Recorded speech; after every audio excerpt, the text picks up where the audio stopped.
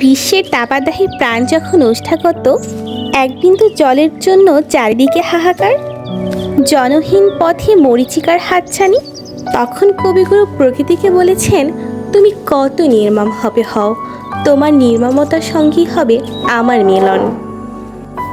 এই উষ্ণ গরমে যখন সব কিছু অসহ্য, তখন খাবার দাবার কিছুই ভালো লাগছে না। তারপরও মুখে রুচি ফিরিয়ে আনার জন্য আজ সারাদিনে কী কী খেলাম তা থাকছে আজকের ভিডিওতে। কাল রাতে ভাতগুলোকে পানিতে ভিজিয়ে রেখেছিলাম, সকালবেলা তৈরি হয়ে গেছে ঝরঝরা পান্তা ভাত। করেছিলাম ইলিশ ভাজা, চারদিকে ইলিশের গন্ধে মমা করছিল। করেছিলাম অনেক ধরনের ভর্তা, ছিল ডিম ভর্তা, ডাল ভর্তা, আলু ভর্তা আর ইলিশ মাছের লেজ ভর্তা। নিজেদের বাগানের বেগুনটাও ভাজি করে নিয়েছিলাম। এই যে মাটির থালা বসনে খাচ্ছি, গরমে যেন এটা অন্য রকমের একটা তৃপ্তি দেয়।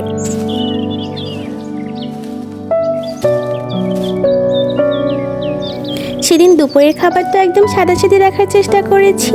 গরম ভাতের সাথে ছিল ইলিশ ভাজি আর ছিল টমেটো দিয়ে রান্না করা বেলে মাছ। ভাতের সাথে পেঁয়াজ আর মরিচ না হলে যেন আমার চলেই না। এই গরমে যেন ঠান্ডা আর নিরীহ তরকারি হচ্ছে জালি তরকারি, যেটা আমাদের বাসার সবার খুবই প্রিয়। ভিডিওটা কেমন হলো অবশ্যই কমেন্ট করে জানাবেন, আমাদের চ্যানেলটা সাবস্ক্রাইব করে দেবেন আর পছন্দ হলে অবশ্যই লাইক করে দেবেন। ধন্যবাদ।